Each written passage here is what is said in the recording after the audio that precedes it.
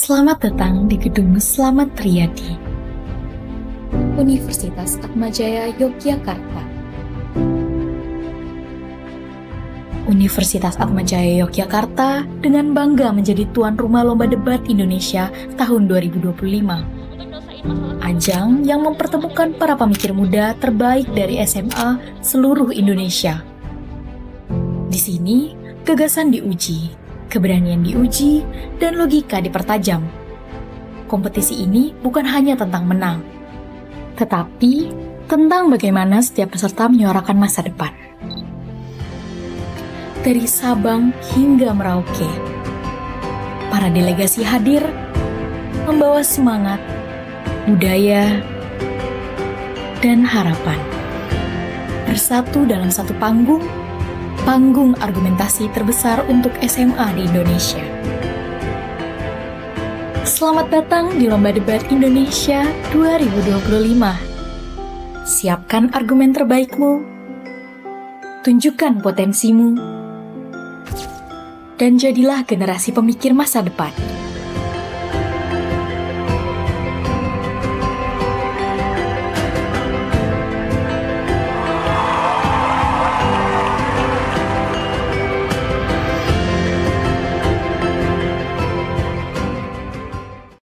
Cika, dia telah lulus SMA, tapi bingung mau kuliah di mana?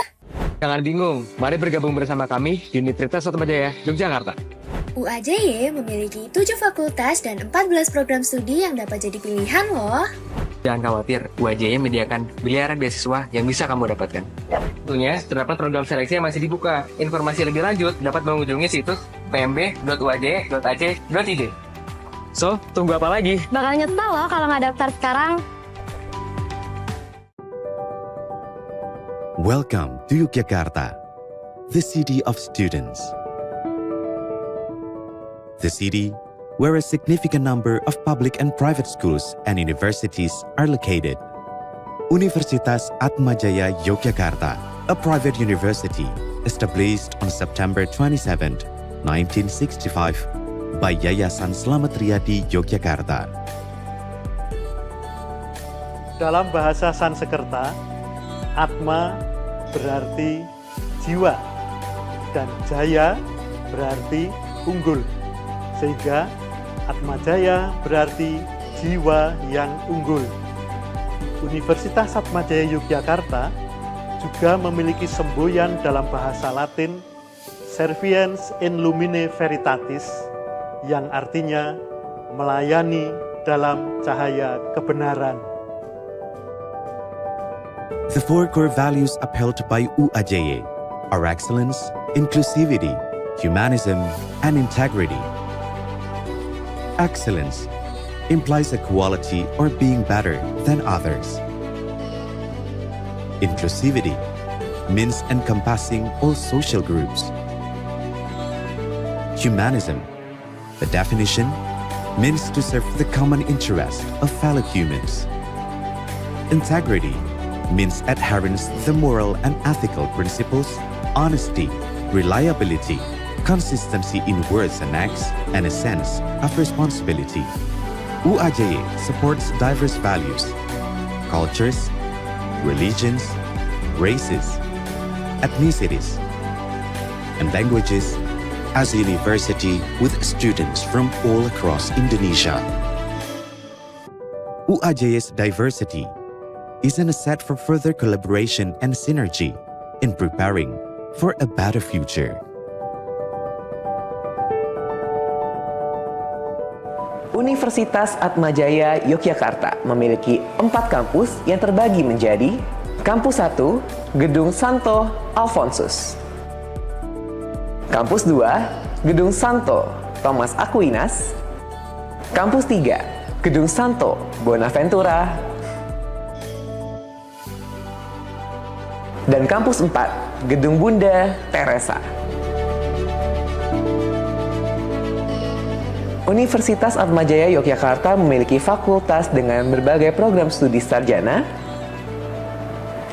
program studi magister, dan international undergraduate program.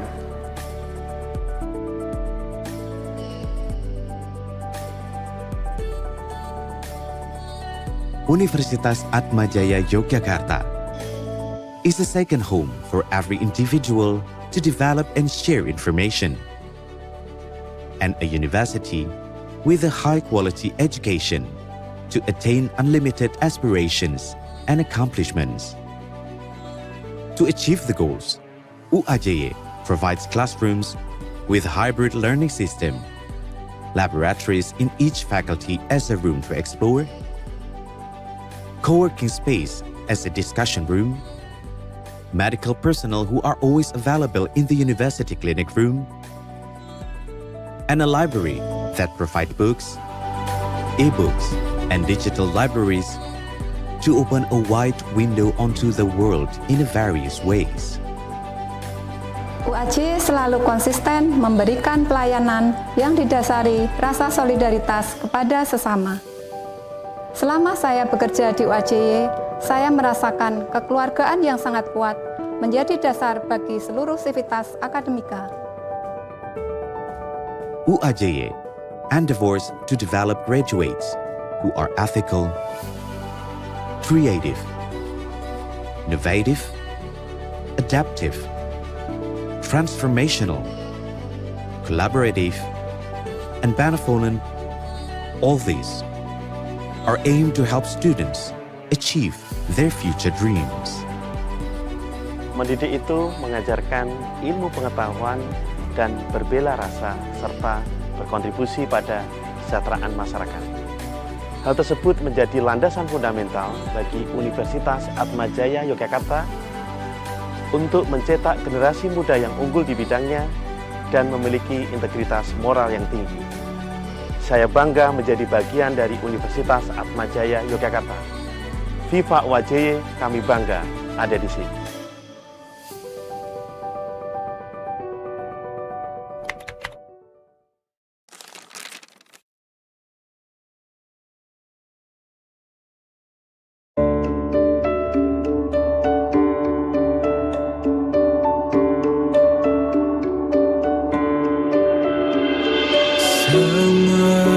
Semestinya engkau bisa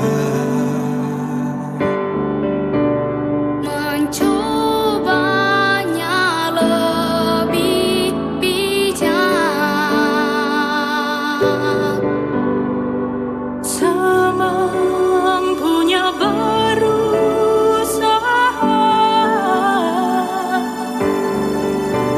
berjuang jujur berkarya, tanpa pernah meragukan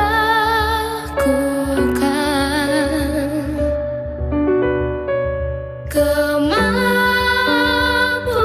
pada kita. Sungguh percayakan saja,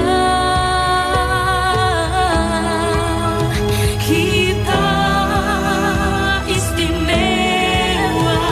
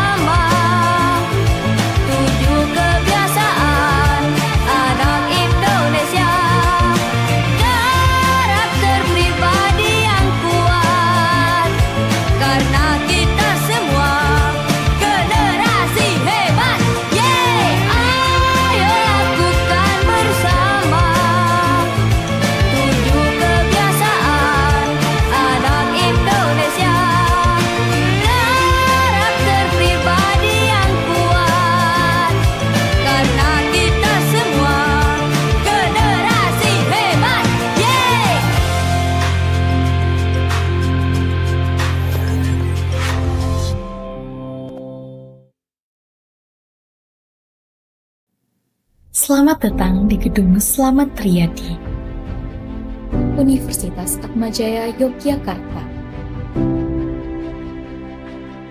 Universitas Atmajaya Yogyakarta dengan bangga menjadi tuan rumah Lomba Debat Indonesia tahun 2025. Ajang yang mempertemukan para pemikir muda terbaik dari SMA seluruh Indonesia. Di sini, gagasan diuji, keberanian diuji, dan logika dipertajam. Kompetisi ini bukan hanya tentang menang, tetapi tentang bagaimana setiap peserta menyuarakan masa depan. Dari Sabang hingga Merauke, para delegasi hadir membawa semangat, budaya, dan harapan. Bersatu dalam satu panggung argumentasi terbesar untuk SMA di Indonesia. Selamat datang di Lomba Debat Indonesia 2025. Siapkan argumen terbaikmu, tunjukkan potensimu, dan jadilah generasi pemikir masa depan.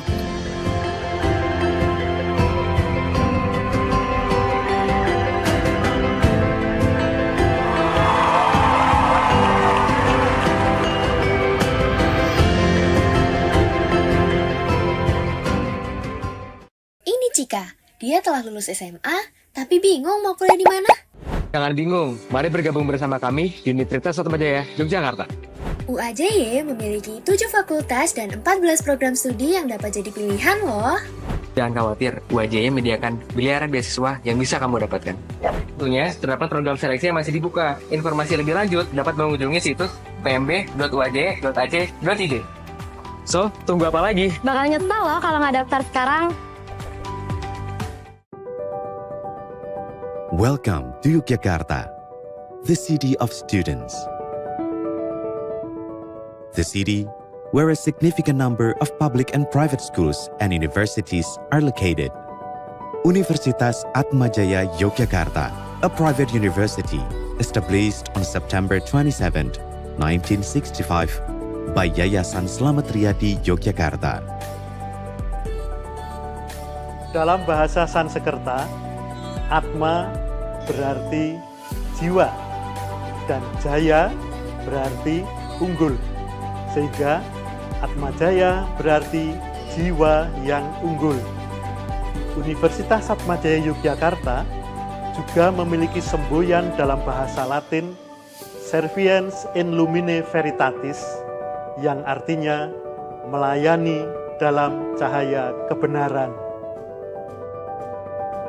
The four core values upheld by UAJY are excellence, inclusivity, humanism, and integrity.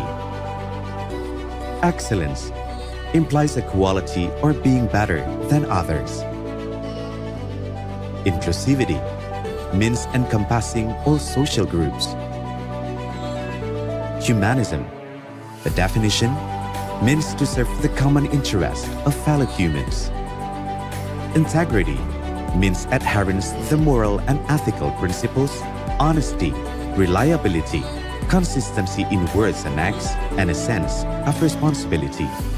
UAJY supports diverse values, cultures, religions, races, ethnicities, and languages as a university with students from all across Indonesia.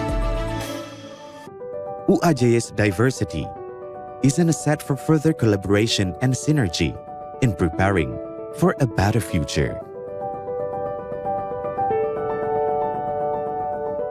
Universitas Atmajaya Yogyakarta memiliki 4 kampus yang terbagi menjadi Kampus 1, Gedung Santo Alfonsus. Kampus 2, Gedung Santo Thomas Aquinas. Kampus 3, Gedung Santo Bonaventura. Dan Kampus 4, Gedung Bunda Teresa. Universitas Atmajaya Yogyakarta memiliki fakultas dengan berbagai program studi sarjana, program studi magister, dan International Undergraduate Program.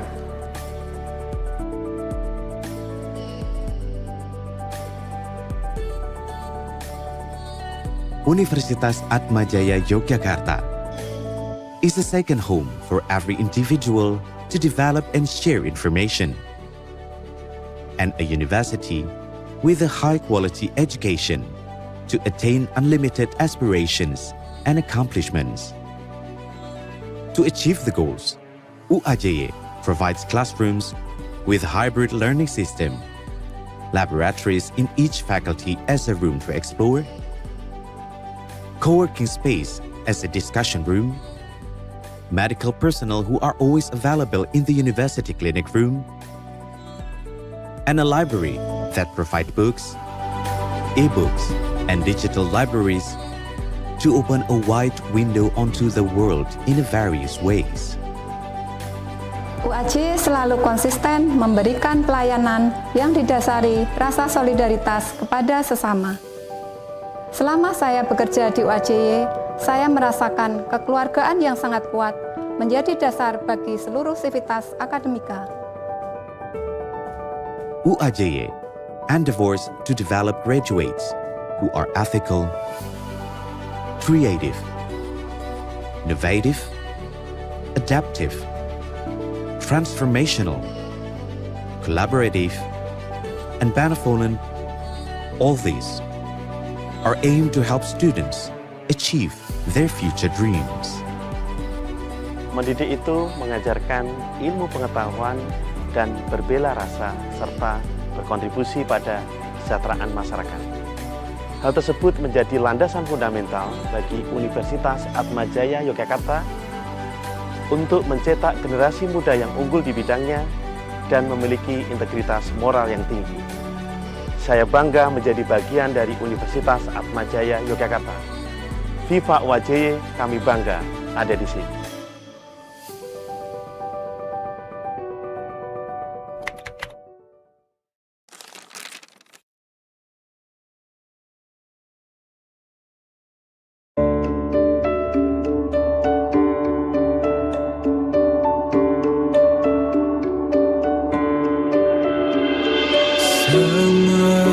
Semestinya engkau bisa mencobanya lebih bijak, semampunya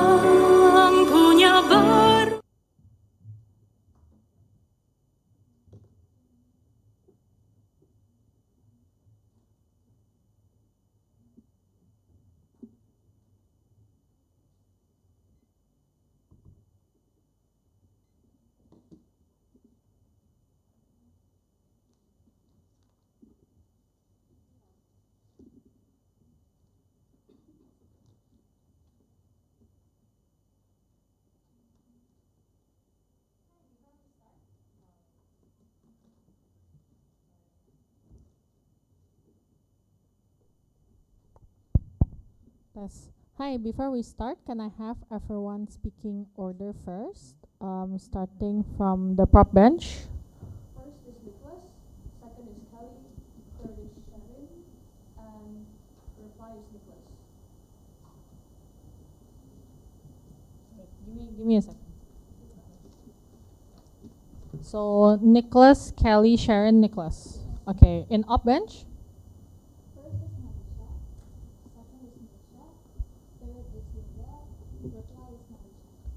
Okay, Nalisha, Meisha, Yoda, Nalisha. Okay. Second thing before we proceed, this is going to be a live streamed room. So yeah, keep that in mind while you're giving your speech, while you're giving your expressions even on the bench, because the cameras also pan at you throughout the debate. Anytime during your speech, as well as when you're giving interruptions, please use the microphone so that's audible, not to only everyone in the room, but also in the live stream. Okay. Hi everyone, welcome to the fourth round of LDE 2025 English category. As the preliminary rounds commence, we wish you all the best of luck, looking towards a great debate. My name is Ariel, I'll be chairing this round. Along with me were our other judges. Could you also introduce yourselves? I'm Anna from Papua. My name is Yana from Central Java. So refer to the judges as a whole. Please keep a timer, but there's also a timer on the screen. All of us will raise at 8:15 and 4:15 to wrap up your speech. But otherwise, let's have a great debate. Under the motion that reads, this House believes the West should provide military assistance to the SAF, we call upon the first prop. Here.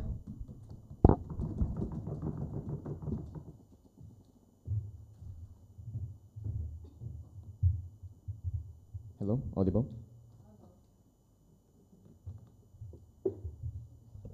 Trigger warning, this might be a sensitive debate. Panels, we are teetering on the edge of conflict. It is not just statistics, lives are dependent on this decision. If we do not do this, we will be the generation who betrays the next. One more person that we can save will mean so much more. A person who can have lost their family, their homes, and their purpose in living. That is already so important in this debate. Firstly, set up 3 crystallizations. 1. Who will be supporting in terms of the West? I think it would look like dominant countries in the West, such as the US. The reason is simple, because only countries with already strong interdependence and stability would lend aid in the first place. I think US has incentives to cut conflict because they gain diplomatic and other benefits, such as resources that Sudan can pay to them. And even if it's not a moral incentive, there is still a proper incentive for US to lend them proper aid. What is mechanization then? I think in terms of the military assistance itself, this looks like general aid, financing to fight against, but more importantly, to defend against. Note panels is important because war is not just about country versus country. Millions of lives are lost, millions of lives are at stake. And the aid is pivotal because it is the ability and actualization to defend yourself, because there's only one choice for Sudan right now. Do you want to focus on fighting against insurgency, or do you want to focus on defending your citizens? If you do not have external aid, then it's very difficult to allocate for both sides. But now, how do they actually send this aid? I think it looks like things like, say, supply credit, sending the resources through lines and actually reaching the people and the government through certain resource sectors. And this is also very important because we will provide them, say, military aid and forces to defend themselves for, say, state and private issues. But what do they want? I think the US incentive is simple, right? There will be things like, say, diplomacy or likely resources, which keep in mind will be things like, say, minerals. But I think we're willing to consider this and make this trade-off because we'll explain this later in our substantives why this is something that is very insignificant. Under 3 substantives: 1, the nature of intervention; 2, principality; and 3, the protected vulnerable actors. Firstly, what is the burden proposition then? I think we have to simply tell you why we end the conflict, or at the very least, we mitigate at the very least, and that we do something, that it is indeed needed. And UP has to dismantle this by telling you that intervention either doesn't work at all or will bring so much more harm. But this is 2 important questions that we have to ask in this debate. A, should we actually intervene? And B, will intervention work? Will it make it better or worse? But if we can actually explain this, I think we already champion this debate. A, should we actually intervene? The short answer is yes, under 3 premises. 1, there is a large urgency. Why? Millions of lives are at stake. Many more victims in the future, if not now already. War crimes that can be committed now and later, which will be committed, and which we'll explain later. And 3, there are no other authority to stop them, because the SAF themselves are still armed forces which are incapable of defending against a large insurgency, which does not follow any principality or humanity. And the reason is simple under the second premise. RSF can heavily overrate SAF because RSF has no social contract or humanity principle to follow. This is why they are likely to do things like, say, 1, war crimes, because so long as it benefits them, they are willing to do it. So long as it means they can win, they will kill. And that's why things like bombing sites, things like holding hostages is something that is not out of bounds for RSF. And 2, abuse of authority, because it goes against certain Geneva conventions. And they're not bound as a country. They are not bound as an organization. They're just a mercenary group. But more importantly, B, intervention from the West, right? Will it actually work? I think this is necessary as external check and balance because Sudan lacks the full capacity to defend themselves. Like I mentioned, allocation of war is difficult. Either you defend yourself or you fight against it. You cannot make do or for both. Now, if they want to do so, the only choice they can make is either one of these. I think we can see this in, say, the US and Afghanistan. When US pulled off Afghanistan and stopped their sending aid, Afghanistan regressed. They lost so much more. They had so many more external casualties, which could have been prevented had they accepted the intervention in the first place. But I think more importantly, even without this, it's very pivotal that we are able to defend as many people as possible. The intervention is indeed very much needed. But more importantly, what is the capacity then? I think the capacity of Sudan is very simple. If we can end the war faster, it is far better and so much more substantial. The reason is simple.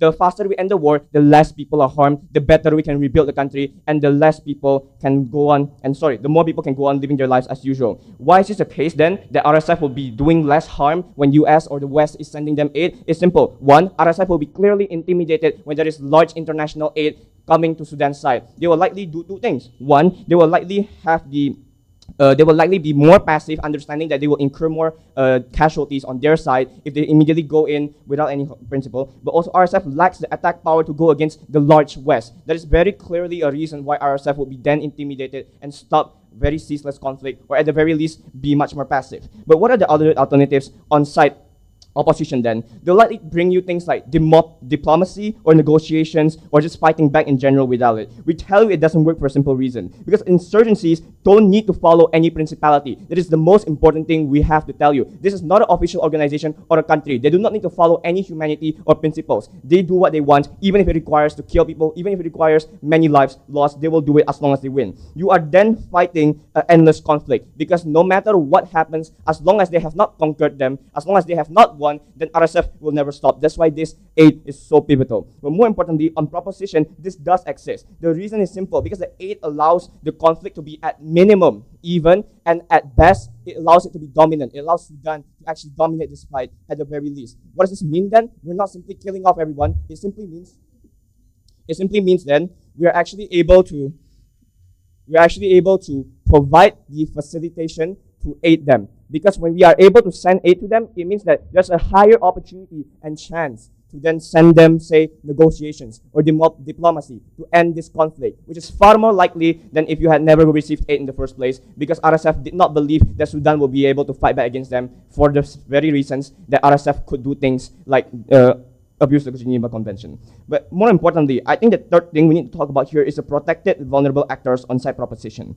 Note that war is not as simple as, okay, we finished the fight and it's over. There are so many other external costs that comes from war, the after conflicts of war. I think this looks like things like millions of homes destroyed, many people's lives who will never be the same again, millions of families lost directly and indirectly, your friends that you lost, you yourself who are injured, paralyzed, or incapacitated because of the war. I think this is very important. This is not just about people, it's the entire country, it's the macro economy, it's the political state of the country. Everything changes after war. That is why this aid is not just to win, it is to survive, because survival is what brings these people to actually continue. Otherwise, there would have been no incentive to continue doing this in the first place, because the aid is the one thing that allows the citizens to understand that there is a chance, that there is still hope, and that is something that's very important. Hope for the people, for the citizens, that no matter what, I think it's possible to keep on living. But more importantly, for the country itself, they feel that there's a possibility that they do not have to submit to RSF, that they do not need to meet their demands, because they understand that there is a possibility with the alliance of the West or the coalition with the West that they can actually fight back properly. But more importantly, I think this allows for protection, because, well, we admit, people will die. It's war. No matter what we do, people will die inherently. But at the very least, on proposition, it's mitigated for two reasons. Because we end it faster, and at the very least, we likely have more resources to opt into national defense, which might not have been possible with the sole resources of Sudan. But more importantly, what is the way in here? I think talking about the degree of impact is very simple. We protect so many more people than opt can possibly imagine. Because the cost paid back to the US, like things like minerals, diplomacy, money, weighs nothing in comparison to the potential millions of lives we will save. That is exactly why it doesn't matter what the cost incurred monetarily will be or how much we have to pay the US in return. What's most important now is the ability to dignify human. It is the ability to live. It is the ability to continue, to wake up, to live, to see another day with your family and friends. That is the most important principle that they cannot overweigh. Human lives are so much more important, and it's very inherent on site proposition that we are able to save so much more human lives, whether that be in military defense or simply ending the war so much faster. That's exactly why the burden on opposition is so heavy. You have to completely dismantle this, otherwise this case clearly already belongs to site proposition, so proud to propose. We thank the first prop for that speech. To start opposition side of the house, we call upon first op speaker. Here, here.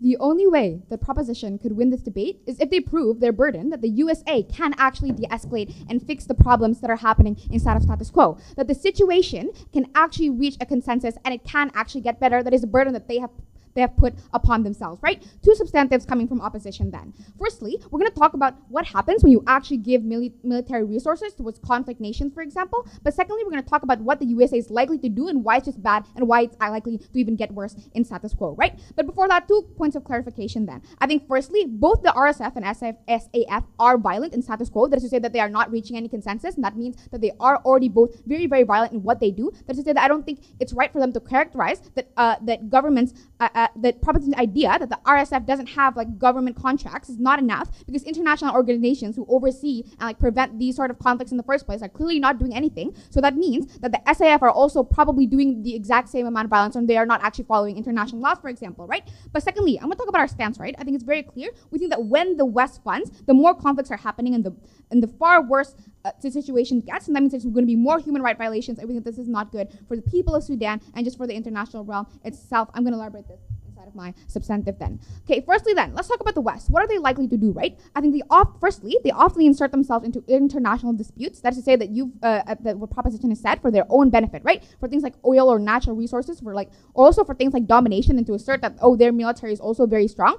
But note panels, this is not something that they necessarily have to do. That's to say that they are already getting it from a lot of other Middle Eastern countries, for example. But also, secondly, if we can look at in past precedents for like Afghanistan, for example, they often escalate many situations. They do not even make it better, and I don't think there is any past precedents of it happening. But how do they escalate, and why is it likely to escalate in the first place? I think firstly, it just means that there's going to be more weapons, right? This means that there's more capacity to be violent. There's more capacity for these two groups to attack each other, for example, or to cause violence amongst each other, right? Note that this means that any kind of discussion or diplomacy that could have happened or might happen are going to be sidelined, or less likely to happen on their side of the bench, right? But why is this likely, right? I think firstly, there's going to be more push on the idea that it's us versus them, for example, because there's no idea that there might be a consensus happening, because now they're literally being backed up by an international organization, or by the USA, for example. This means that it's more likely for the conflicts to escalate, or more likely for division to happen, because the SAF has another power supporting them, right? But secondly, having more literal war resources, that is to say that it's not just medical and food, for example, but it's also having literal war resources means that you will likely ensue more violence on their side of the house, right? But the implication of this is is firstly, the RSF can do things like retaliate, right? They might attack first, for example, or if they feel the need to, because they don't feel the need to finish it through diplomacy, for example, because they already know that the SF is going to ensue more violence, and they are actively getting more resources, and that means that they're slowly having a higher power, meaning that there's no a check and balance, right? But why is this likely? I think the RSF itself is very strong already. That is to say that they're already backed up by Middle Eastern countries, but also they're non-government organization, but they hold such a big power in the first place. They're not just going to simply cower just because the SAF has more power in status quo, right? Moving on then, why do we think that SAF has no good incentive in the first place? I think the very fact that they have overthrown together, but the fact that the RSF has been helping the SAF, and yet there are no agreements regarding the share of power, for example, and the fact that this dispute is even happening in the first place, that means that the SAF is most likely to want to dominate the power in the first place, right? But why is this bad when this domination happens? I think firstly, they're only going to cater to their own faction. That is to say that the nation is already divided in the first place, and this means that when they're only catering to their side, then they're more likely to attack the other side, for example, and they're more likely to not care about the casualties happening on the other side. But secondly, this means that they're going to insert a very coercive power or violence, right? They're likely to turn into violence, for example.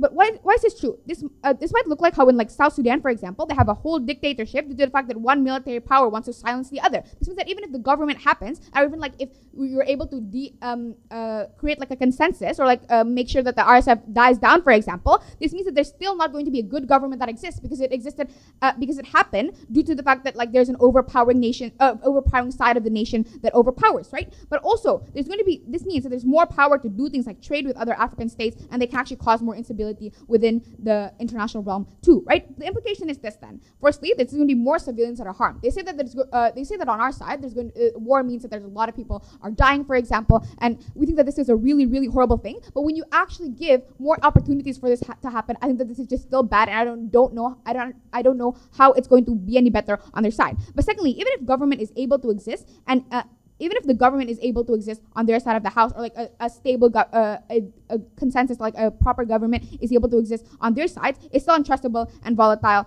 to the whole nation itself. Are there any PI? Our impact is not reliant on the fact that we have governance, but the simple fact that we are going to end war. On your side of the house, civil war has been happening for 2 years. Why is the delta then? Okay.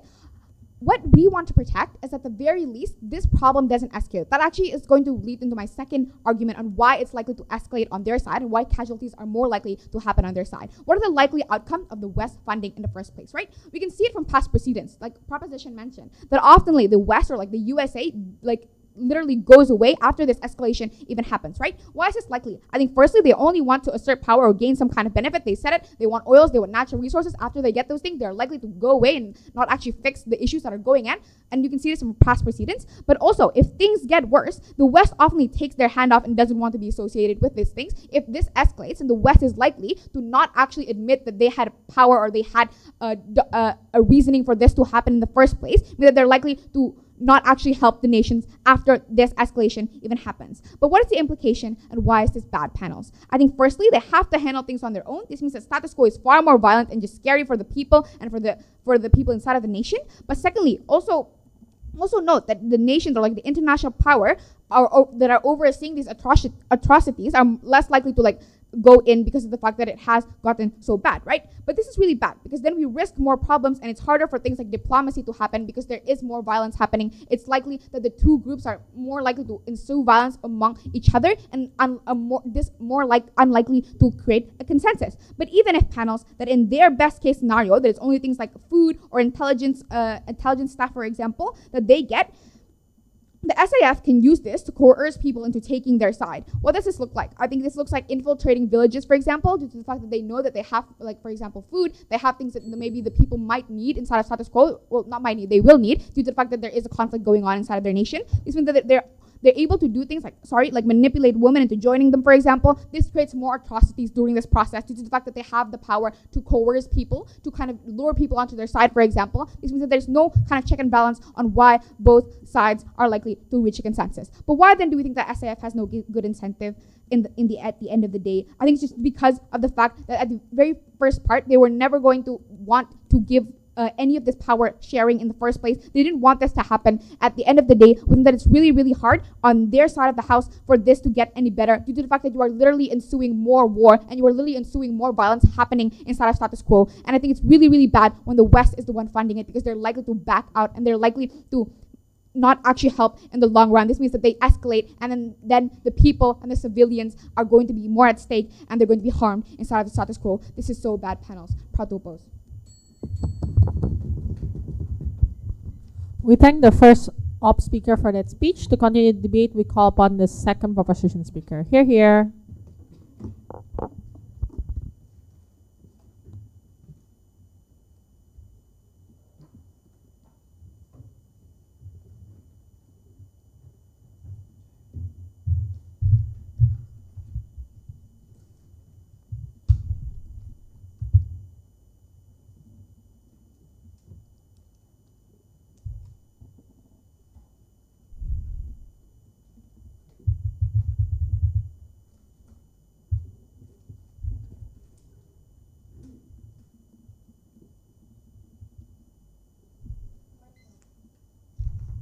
Am I audible like this? Is it audible like this? Okay.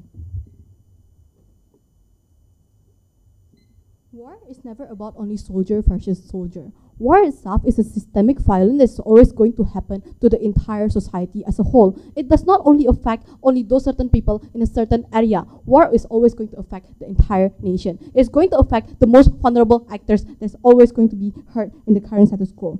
First issue on this debate, whether or not we should intervene. They tell you that all the entire thing that they tell you is that US does not have the incentive to intervene, and even if they have the incentive, it is the bad incentive because they want economic gains. Few responses to this. First, US have the social contract to actually intervene inside this kind of status quo is exactly because the US itself has the power to actually do it. But also second, that US has the US has the human rights interest as the part of their social contract. It is entirely true that the US have the social contract to actually cater to the people who are actually in need, because they are the only actors that's able to do that in the current status quo. But also B, they have the current social pressure to actually care about this kind of like people, right? There's this social pressure within the US government itself to actually cater more to this nation and to end the war in and of itself, because they want to be seen as actually good, because they generally do not want to tarnish their image, and they want to be seen as someone that is like a good country, for example, right? But also, why exactly does US then?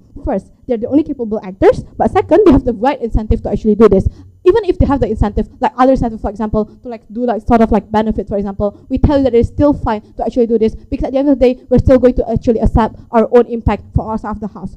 The second then, on why necessarily should we intervene? First, the problem in and of itself is very bad and it's very urgent. We tell you that the war has been going on for 2 years. There's a lot of different victims in all of every single part of the entire nation. It is the civilian that is always going to be harmed on both sides of the house. We tell you that we concede on the fact that people are going to die, but at least on our side of the house, we're going to be able to end it faster. And we tell you that ending it faster is the most important delta in the current status quo. Because why? Because the fact that war happened in a long extent of time means that it's going to actually systemically break down the entire nation in and of itself. But also second then, we tell you that our side of the house, we should intervene because we're able to create a just war. There's two different principles on a just war. First, just in bello, the fact that how the war itself is going to be fought. We tell you when it's only like SAF and RSF that's going to fight the war, there's not going to be any incentive to keep the war just, because guess what? RSF is an insurgency, and they do not have to actually adhere to any social contract. First, we tell you that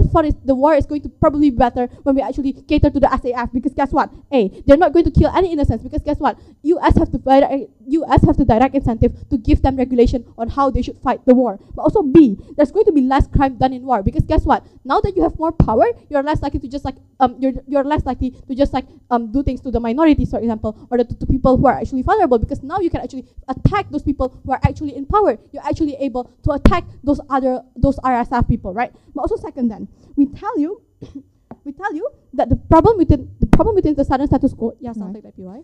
How is it just when one side literally has more power due to the West supporting them?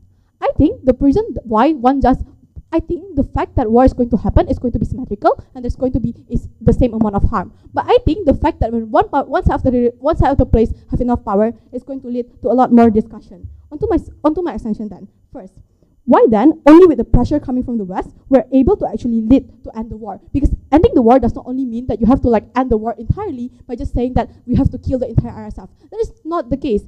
War can end in a lot of different ways. It can end from discussion, for example, or when you reach a direct consensus on whether or not the power is going to go to like which side. First, we tell you why is it likely. First, there's pressure coming from the US. The West have the marginally larger capacity to actually do war. They have the capacity to give intelligence. They have the capacity to actually give this sort of like weapons, for example. And the RSF is always going to be intimidated. All they tell you is that RSF is probably going to have someone backing them, but they never characterize to you clearly who is going to back RSF. Few reasons why you think the RSF is probably not going to have any backings. First, we tell you that they are literally an insurgency. They do not have any social contract, and any large actors is probably not going to want to support them because it is just harder to control them, and it's just harder to give them regulation because there's no social contract. They can use your power, they can use your weapon, and they can use it to actually like harm the minorities, or like they harm the most vulnerable actors, for example. And it's entirely harmful because when you actually support a certain side of the war, your entire nation's name is going to be inside that war, right? And it's exactly because of that other large actors do not have the incentive to actually buy into this sort of like RSF. But also the second layer then, why then, even if they have the incentive, it is still better on our side of the house. It is still better on our side of the house. Why, even if they actually have another patron, it is still better? First, when we escalate, even if they try to tell you that we escalate the actual war, we tell you that by escalating it, we're actually ending it faster. Exactly because there's like a lot of different competition. Exactly because like proxy wars might happen. We don't tell you that it will happen, but like, even if it actually happens, we tell you that it's still even better, because when there's proxy war, there's more actual resources, and you can act the conflict faster, and you have actual competition, and you're more likely to actually like give your all, because now it's no longer about two nations, it's about your other nation, the patron's actual pride. But also second then, but also next, on why necessarily the vulnerable actors is going to be protected on our side of the house. When we have a clearly regulated war, when we know that one side of the house is probably not going to harm the minority, we tell you that it's still marginally better. Because guess what? Now half of the victim is not going to be happen on both sides of the house, because now you have actual regulation and now you have actual order inside the war. We tell you that it's still even better for like each and every single person inside this certain kind of school. But also second then, on why exactly this discussion is only going to happen on our side of the house. First, when we tell you that RSF is literally an insurgency, the reason why there's even conflict right now is because they dare to even like question the SAF, because they have the capacity and they're able to do this kind of stuff, right? We tell you that the SAF is this. We tell you that it's probably likely because of that. When we give an actual like larger power to a certain part, then they're likely to be able to dominate, and there will be actual fear, and they're not able to do that. But even if they tell you that RSF is really going to like put their all and going to do the fight, we tell that it is still marginally better, because guess what? Now the war is going to end faster. But also then, why are they probably still going to back out, and why are they probably likely to just like do this kind of a discussion? First, they have marginally less actual resources, and they are not able to sustainably maintain the conflict. The only way that they're able to win is by actually like conceding and by actually like talking to each other, or like actually do actual discussion, and you guys are able to reach a consensus. We tell that it's marginally better for each and every actors, because even the soldiers themselves, they do not want to fight. Guess what? Soldiers are also human. You also do not want to like kill other people, for example, because it is entirely so harmful to your own mentality, for example, right? We tell you that it's going to be much better for all of the people. But also next, and why then we should choose SAF? First, we tell you that SAF have the incentive to keep the current order, because they have the current social contract. They have the contract to actually be good to the nation, because they are the actual state. We tell you that the current leader of the SAF do not have the incentive to like backstab the entire country, because guess what? The past leader literally went out of favor for the country because they do something that's wrong. We tell you that in our side of the house, we are able to actually guarantee that this actual leader is going to have the best incentive in mind. Because if I knew that my predecessor failed because of their own incentive, I wouldn't recommit that. I would think much more, and I know that I'm in such fragile situation that I would think before I do something. That is exactly why it's very good. Then we flip this intent. We've also tell this to you because like the current leader have the incentive to actually do war out of fear. It is exactly because of that SAF is better than RSF. Proud. We thank the second prop for that speech. To continue, we call upon the second op speaker. Here.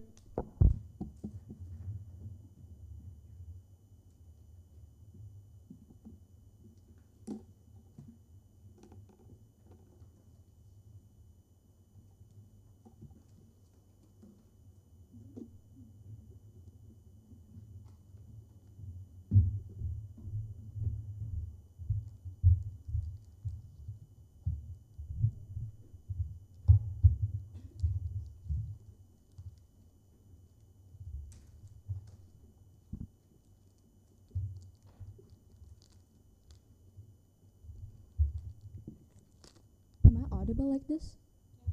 Okay.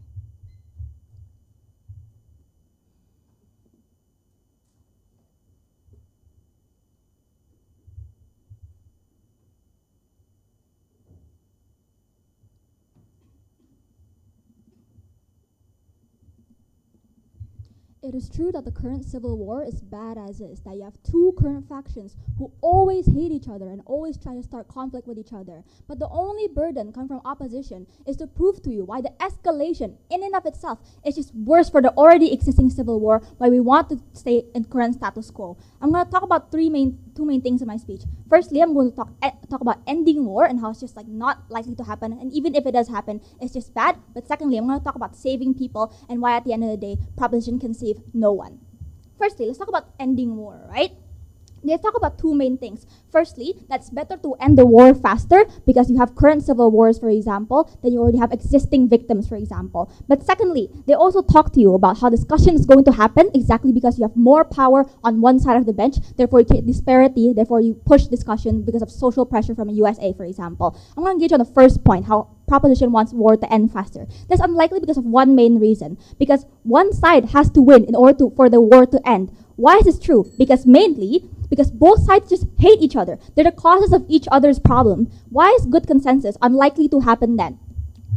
Two main reasons. Firstly, because it's kickstarted by violence in the first place. You quite literally give guns, you quite literally give aid, for example, you give the one side intelligence, for example, right? Therefore, you quite literally give them an incentive to use this for violence. Therefore, it's unlikely for you to reach a good consensus when you quite literally kickstart with violence. You give them the incentive, the mindset that you have to finish this with violence. But secondly, but also, the RSF has already been betrayed by the SAF previously. Therefore, betrayal weighs heavy on the RSF. They've been helping SAF to try and overthrow or coup the previously civilian-led government, right? But all of a sudden, the SAF just left the RSF alone. Therefore, this weighs as betrayal to the RSF. Therefore, it's unlikely for the RSF to try to instigate some sort of discussion or consensus towards the SAF because they just hate the SAF that way. And they also have their own egos to try to protect as their own faction or as their own insurgent group, right? But it creates few main impacts. Firstly,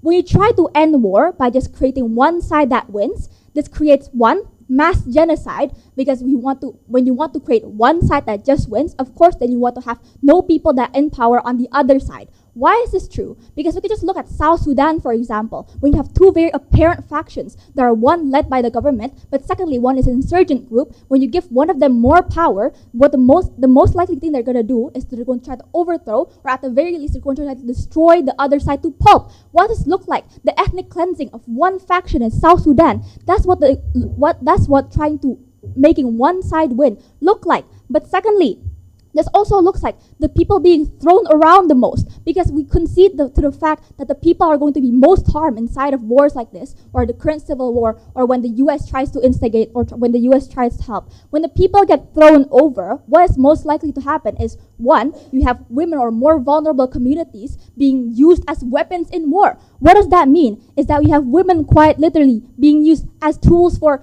example, I'm so sorry, but like benefits for sexual pleasure, for example, or they use women or coerce them into believing that, hey, you could come into my faction, I'll give you food, but in return you have to give me pleasure, for example. Those things exist, and that will happen more if you make one side have more power or more aid, for example, because they can use this as leverage towards vulnerable communities. But then they tell you three other things. Firstly, they try to say that the war will be regulated, right? This is unlikely to happen because of two main things. Firstly, most of the time, criminal acts or war crimes still happen even if you try to regulate war. This is the lies that diplomacy try to tell you. That, for example, in the Palestine genocide, they try to tell you, or Israel is trying to tell you, that the war there, or whatever we're doing there, is regulated. They could just hide the fact that they're doing really bad things. That has already happened before. When the US tries to hide whatever war crimes they're doing in Afghanistan, for example, they try to make it seem as if they're doing really good things, when in fact they're not. So things like regulating war is just almost impossible to achieve. But second thing they try to say, they tell you that more power could lead to more discussion because social pressure exists from the US, for example, right? The thing is that when you have South African countries who have a civil war, for example, South Sudan, for example, they don't believe in things in things like the UN, for example, or other outside West countries trying to help, for example, because two main things. Firstly, they have rampant insurgent groups who believe in certain political ideologies that are against the West. But secondly, the UN has already tried to help these things in the past, and UN has failed miserably. Therefore, they don't have the same trust they have towards other parties outside of their own area. But thirdly, they told you that just war can happen under multiple principles, but the main thing is that both sides are equal. This is unachievable because quite literally, you give one side more power, they concede to this. Because when they tell you that the RSF is most likely not going to be backed by any country, for example, no country, for example, you create more disparity between power. Therefore, they disprove their whole claim on creating a just war. Secondly, I'm going to talk about saving people and how they can't do this. Four main things. Firstly, there's one big question here. How does weapons or violence or intelligence translate into saving lives? This is contingent on one main thing, that the SAF only uses this capacity to defend themselves from the RSF, right? Why is this unlikely? Exactly on proposition, you want to save people. But also, how do you save people or protect your own faction is you have to assert dominance enough for the RSF to try to not instigate towards you, right? Because For example, if you want to assert dominance, then you have to make yourself more stronger. You also have to make yourself seem more violent. But also, it's contingent on the fact that RSF won't even try to pursue you or attack you first, right? But also, second thing then, the RSF has power to overthrow the SAF, right? The consensus here is that violence can happen either way. There's one main thing here. One, the RSF can just assert dominance towards the SAF, therefore it creates violence. Why is this true? Because RSF is also backed by other Middle Eastern countries. This is not true that insurgent groups just have no backing because they have no policy to follow, because other insurgent groups from other countries also exist to try and support those political ideologies. What specific country tries to back the RSF is like Egypt, for example, where they have the same political ideologies and the same insurgent groups, and they try to help other insurgent groups who share the same political ideologies in other countries. But thirdly, let's talk about conflict within the people, because we notice that the people are almost never talked about inside of the debate. There's proposition has to concede to the fact that the people are going to be thrown around the most inside of these things, that they're the most vulnerable people, they have quite literally no power in any of these. There's two main impacts. Firstly, the US military quite literally targeting local communities. Why is this true? Because when you have the US quite literally interfering, what they're most likely going to do is they're going to set up camps there, right? This looks like in Afghanistan previously, they used these camps to quite literally terrorize local communities or infiltrate local villages just for no reason whatsoever. But secondly, this also looks like the SAF using this leverage to coerce women, like I already talked before. The weighing here is at the worst case scenario, the harms are symmetric, but at best, we try to help people, we try to help the local communities or the villages there. But fourthly, let's talk about soldiers then. They told you, soldiers also don't want to fight. We agree with this fact. It's a consensus. But the response here is one, soldiers will be incentivized to fight on their side because they need more manpower. The weighing here is simply on magnitude. You have more incentive to create violence, then you also need more manpower, you need to assert dominance. I cannot be prouder to oppose. We thank the second op for that speech. To continue, we call upon the third prop speaker. Here.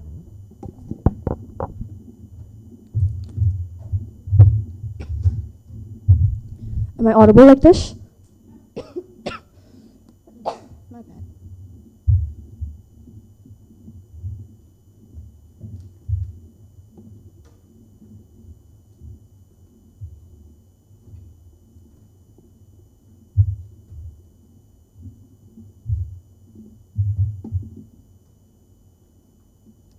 The reason opposition loses this debate is because of a very specific comparative that they never contend with within this debate, which is that the war will never end. Whatever impact they bring to you within opposition, talking about, oh, people are just still going to get more coerced, for example, is something that will comparatively happen on their side of the house. Insofar that largely, war will never end when they are equal forces. The only solution to solving their issue is if the war ends. And I know, Judge, it sounds like such a large burden to take to say we're going to end war, but I think it's a burden worth taking, and it's going to possibly happen, because just because it's a big burden, it's not going to happen. Just because it's a big burden doesn't mean it's not going to happen. Okay.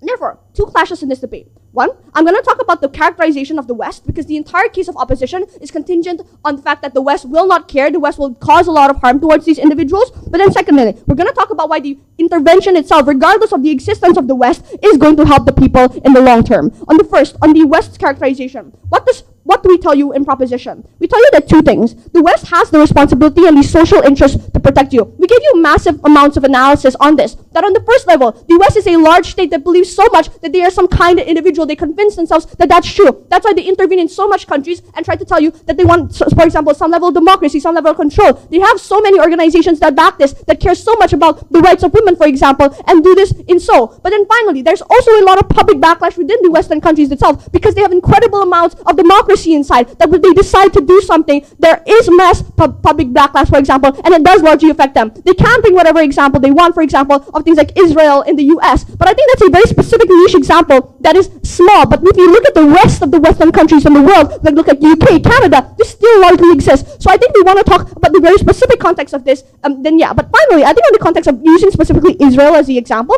they cannot run this, simply just because Israel's context is different from Sudan's context in the very first place, and therefore the same analysis cannot run, because Israel themselves is just more economically, there is more like economic need from the US itself, and again, political need inside from the people inside the US who are largely a lot of Jewish individuals who really support the Israel state. And I think because of this, that cannot run, right? So I think what they prove to you is that there's still a large responsibility for the US to not just do the large harm that exists, but opposition pushes you.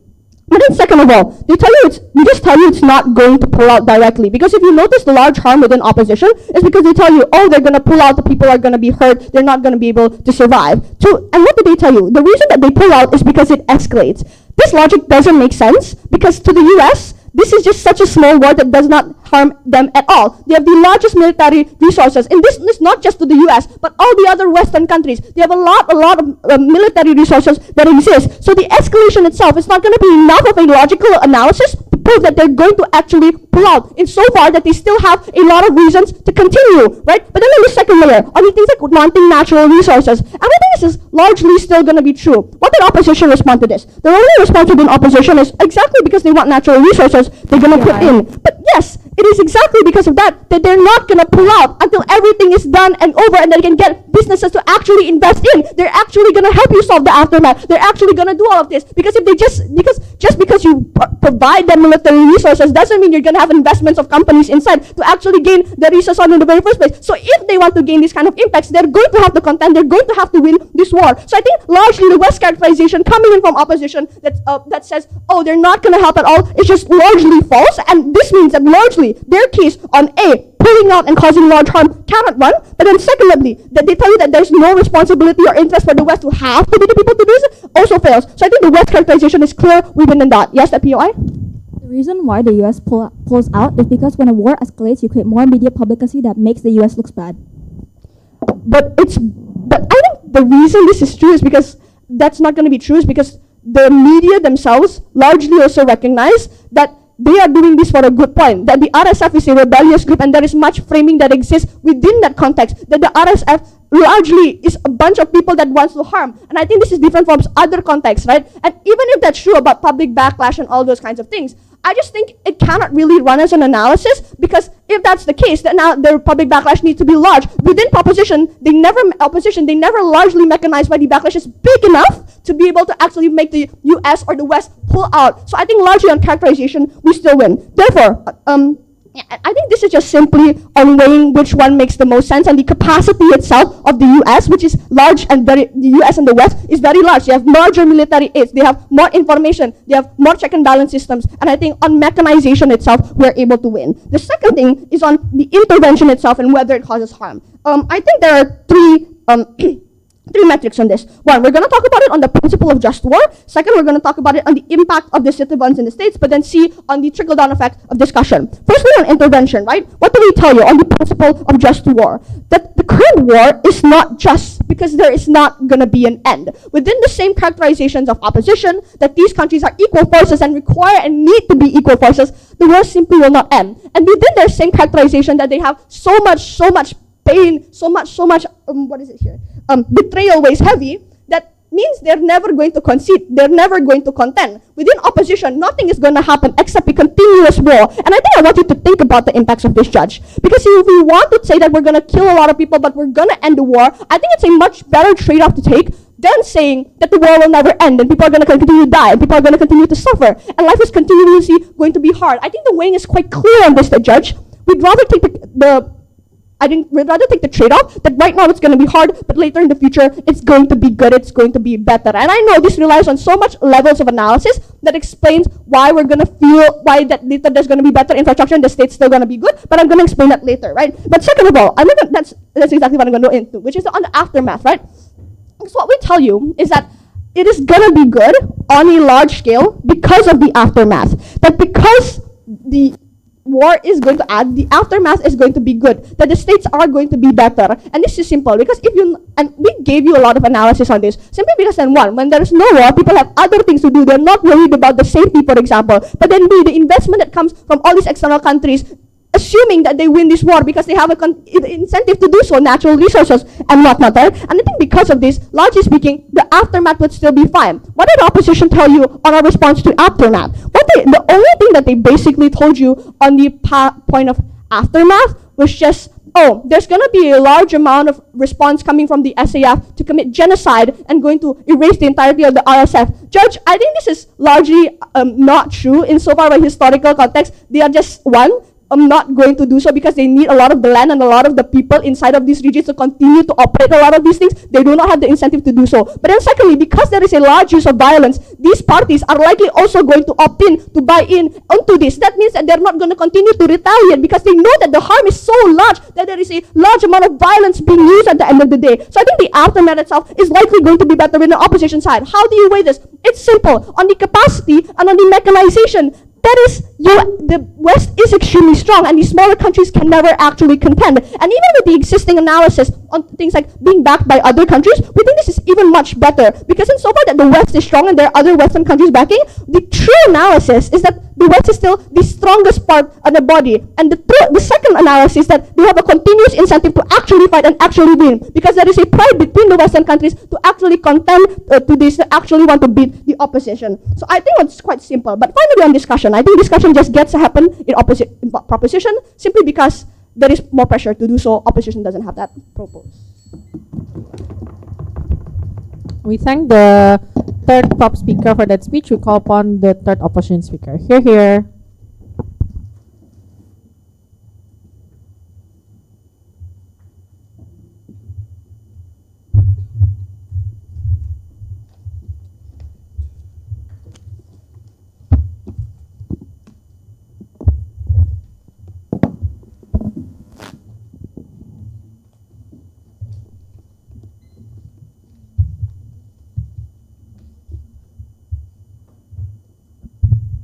Hello? Am I audible? Okay. Okay.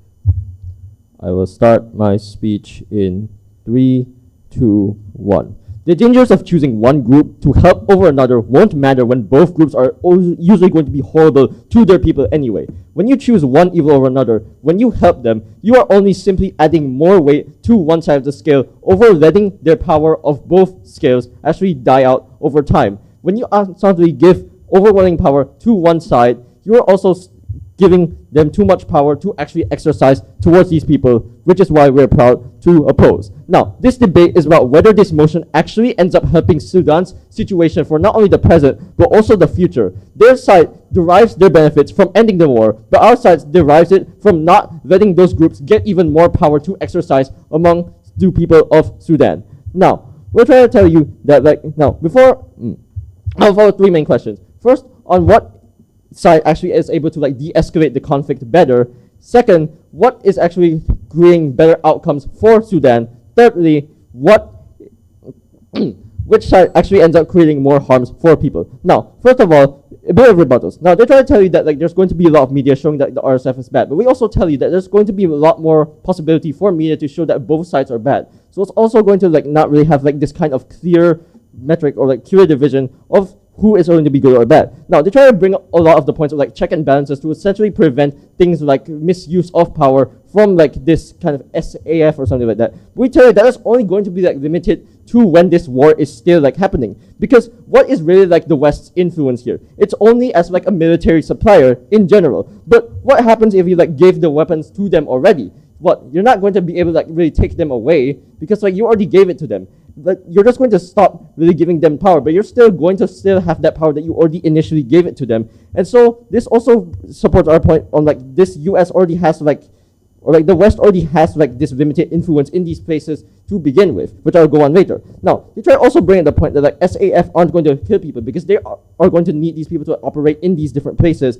and they're only going to end up killing these higher-ups. But we tell you that's going to end up creating more conflict because these higher-ups are also followed by these people in these places, and so they're also likely to end up creating their own insurgent groups, which will end up actually escalating the conflict. Now, on the first question, on the escalating conflict. Now, they try to bring up the point that they're going to end the war, but the issue is that there's going to be no guarantee to end the war when they're just simply giving more power to one side. The RSF will fight back, but there's also the possibility that with more war resources actually going around, there's going to be giving much more power to not only one side, but there's also a possibility of accidentally giving that kind of power or those resources to the other side, let's say from intercepting distribution channels or something like that, which ends up accidentally intensifying the battle. Now, another point is that it also does not guarantee ending the war, especially since the West also really has limited capacity to actually control how that war actually turns out, how these people in the SAF actually use their weapons. They can't even like control war crimes done by their own soldiers in like these Middle Eastern countries, in these previous conflicts. How can you say they're going to be able to control these people from these foreign countries and how they do in these foreign countries? Now, I'll take that POI. But even if the US can't control, it's clear that SAF wants to win. That's the entire crux of your case. So what do you mean it's going to cause no level, it's not going to lead to our own impact? Okay, now, I'll follow that later in my argument. Now, on a point, like, we already told you that West has like some usually bad incentives. Like, they're going to like insert themselves for their own benefit. Like, for example, in like Sudan, they're going to use it for like oil or like get resources, like just as they did in like Afghanistan or something like that. Now, the problem is that like there's also going to be escalation on their side. Like, for example, if the RSF sees like another enemy, especially with like the West supporting what was already their enemy, there's going to be much more provoking, and there's going to be likely that you're going to have more moves towards like RSF, but also towards the SAF. But there's also like the idea that like since the West is like giving weapons to SAF, there's going to be much more capacity for violence for SAF to actually do.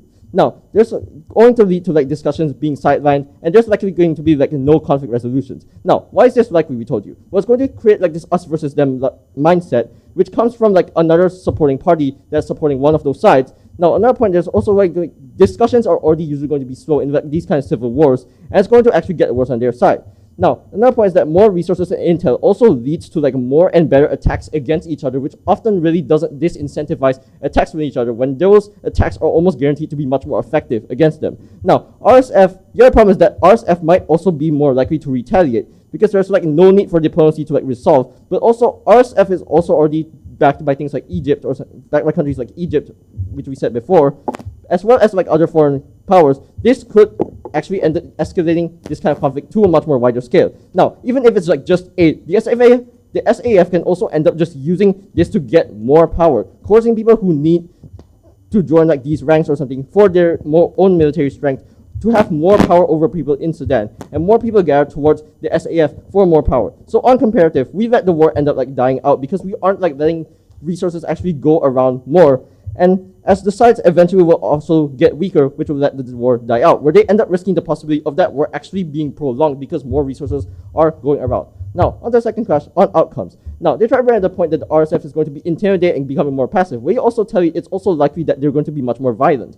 Because like SAF gaining more power, they're going to have more fights for RSF. RSF is going to like see more risk if they don't like fight back or something. And there's going to be much more moves from both RSF and SAF now that the fight is more tilted. Now, on another point, we tell you that like West funding end up like swaying the tides of the conflict as well. Now, if SAF ends up taking control, with SAF's incentive to like actually dominate, like have more domination over Sudan, it ends up being built on like these violent views. And it's often going to lead to like this dictatorship that is not like done diplomatically, especially considering they just had a civil war, and the one who steps out is usually going to be one to have more power. The one who is part of the SAF going to usually. Like, for example, South Sudan. You could just end up choosing which more violence wins. Don't change situation. You have often more oppression and even more killing. Now, they try to say that leaders will be good because they're going to, or they'll end up falling out of favor. But the one who controls it is the one with the most power, which is likely going to be the SAF. Now, the issue is that you can't guarantee that they will be good. The West can't have as much influence on how this SAF makes once that war ends, because that military assistance was basically just to win the war. The West is less able to actually influence further, leaving them to their own, and likely ending in like control or like abuse of power. Now, the West is likely to actually not help after the conflict because they got what they need, and someone who can be extremist can actually end up stepping up, potentially making the situation much worse. Now, SAF ends up getting stronger because you're not going to like give back those resources, and they're not going to like really share those power to others. Now, we also tell you they're going to have like this growing power, which might spread to other places, increasing influence to other parts of Africa with like things like trade or something, and creating more outlets for other extremist groups. We'd rather let the war rage on that eventually ends up weakening on both sides, rather than give one side so much power to not only win the war, but so much power to actually be able to abuse it to their own people. Now, on the third question, on which side causes more harm to more people. We already told you that's going to escalate the conflict and leading to worse outcomes, which leads to further harms. But how about like the entire process of giving that assistance in the first place? More military camps, because there's going to be like need an outlet for this. Military camps also influence in like terrorizing these people in these developing countries, like in the Middle East, and acts more hidden, which we already said before. But also SAF is also much more guilty of like harming innocents as well, in like especially in this civil war that's happening right now. SAF is likely going to have more capacity to actually do more harm towards the civilians on the other side, because more resources to exercise power, where they're able to infiltrate villages, have more attacks with these military assistance. Even if they win this clash because of like West war, we tell you that this ends up being worse in the for their long-term growth, because when you create a governance on this kind of war, you're only contingent to creating another war, which is why we're proud to oppose.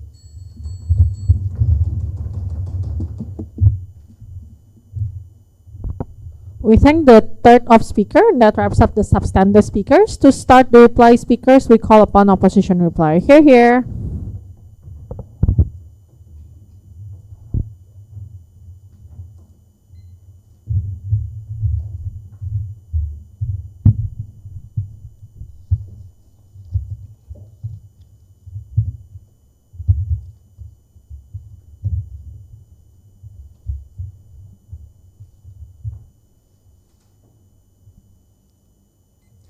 Panels, we already told you that when you want one side to win a war, then that means that you're likely to silence and harm those who believe in the other side. On opposition, we say stagnancy is okay because we have less violent risk and we have a fair conflict that happens inside of status quo. And at best, we're able to create diplomacy happening between the two sides, but at worst, even if we don't create more casualties and more violence. I think that's just better than whatever proposition wants to champion in this debate. Two things I'm going to talk about. First, on escalation and escalation on the USA, and then secondly, even if it de-escalates and the war ends, how would we prove that it's still going to be bad, right? Firstly, on escalation, I think proposition tells you that they're going to de-escalate since the USA or the West has such a big incentive and capacity by being an international power.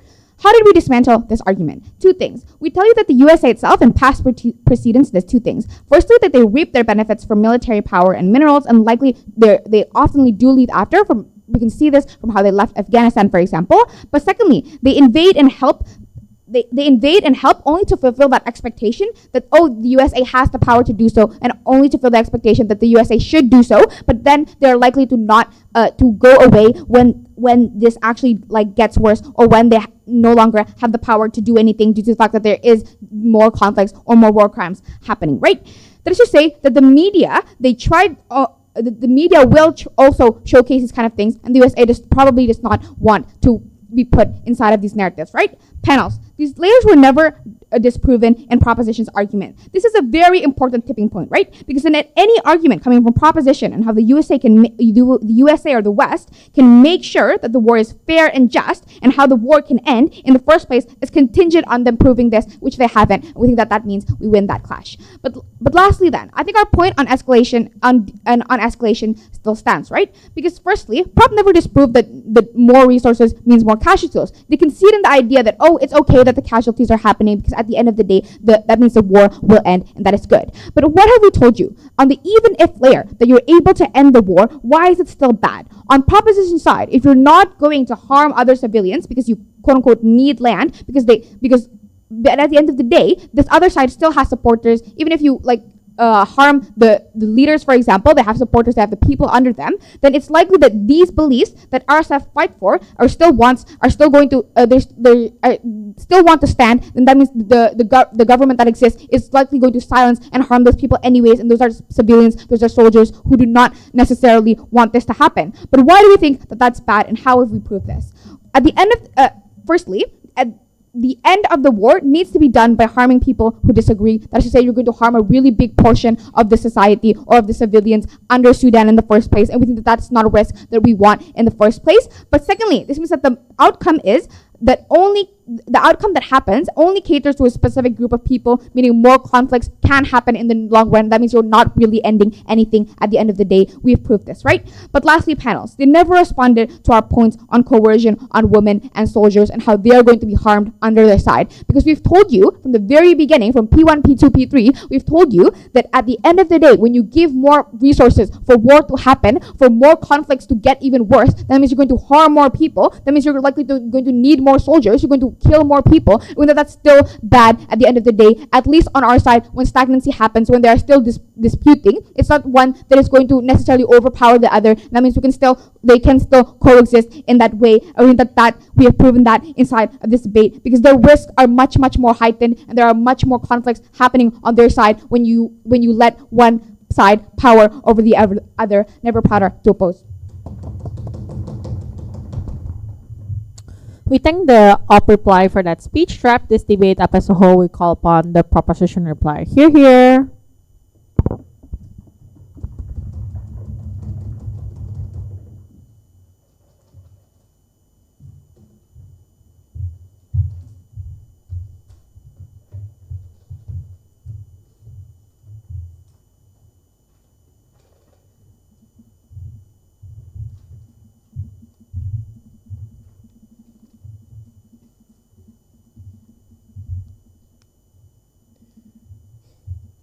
What is the biggest issue in this debate? It is whether one, intervention is actually good, and two, which side protects the people. If we can outweigh up, we already champion this debate. Firstly, let's just very quickly weigh the model here.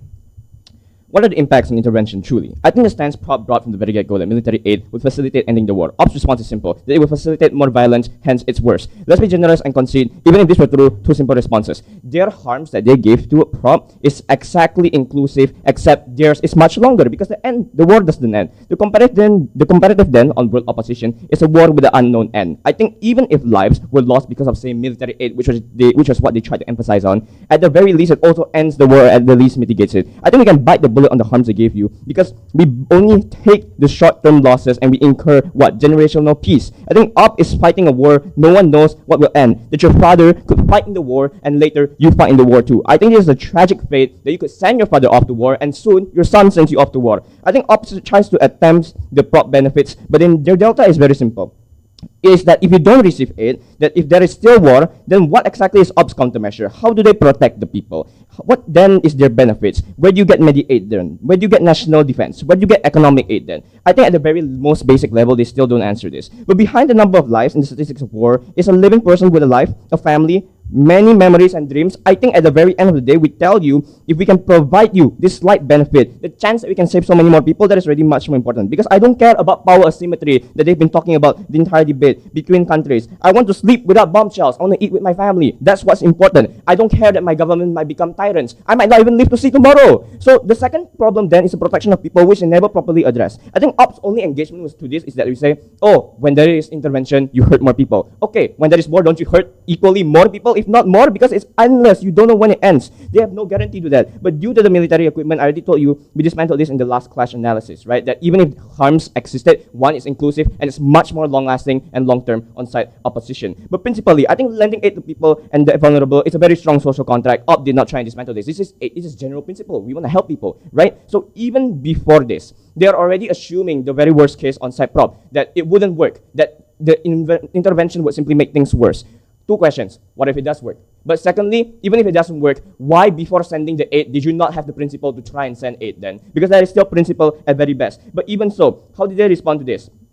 They never properly try to actually mechanize the militant aid they've been talking about, which is their alternative. They try and tell you as engagement what? That, oh, countries like Egypt will lend aid to RSF because they share similar ideologies. Even if US never sends aid to SAF, why would the ideologies change? This is inclusive, right? But here's the worst part. If Egypt truly did send aid to RSF, wouldn't that be a poor reason why US would need to lend aid to SAF? Because that's the exact power asymmetry you were talking about the entire time. Now, I think even if this was true, which is very unlikely because, well, who wants to go against the US? It's very unlikely in the first place. But sure, let's just engage on that. I think even if all Prop's benefits were out foregone, there is a clear disparity between proposition and opposition. Opposition is scared. They are scared that it wouldn't work, so they opt not to do it. Remind that. They'd rather let the war continuously run. The stakes and risk are high on both sides of the house. The difference is on a proposition, even when the risks are high, we try to make a change. We try and make it better. On site opposition, that risk still runs. The difference is they let it run with continuation, with no end. I think at the end of the day, the difference here is that our parallel at least tries to attempt to solve it. Well, opposition, with all the inclusive stakes and risks, they don't try to contend. That is exactly why we championed this debate in the first place. It was never about if intervention was going to work. We don't know how it can happen. We don't know how it will work in the long run. But we know one thing. When intervention does happen, there is a higher likelihood, which they never contend on. Where is the likelihood on opposition? That less citizens will be harmed. There is still a very clear disparity in the people that we protect and the ideals that we serve and the principles that we've been trying to serve you the entire time, panels. Understand this. We are not here to talk about which side will win. We are talking about which side is able to ensure survivability, which side actually protects the people. So proud to propose. We thank the last speaker of the debate, and that wraps up the fourth preliminary round of LDE English. Physically cross the floor and shake hands. Thank one another, and you can then continue to socialize outside as the judges deliberate, and we'll call you back when it's time for OA. Thank you.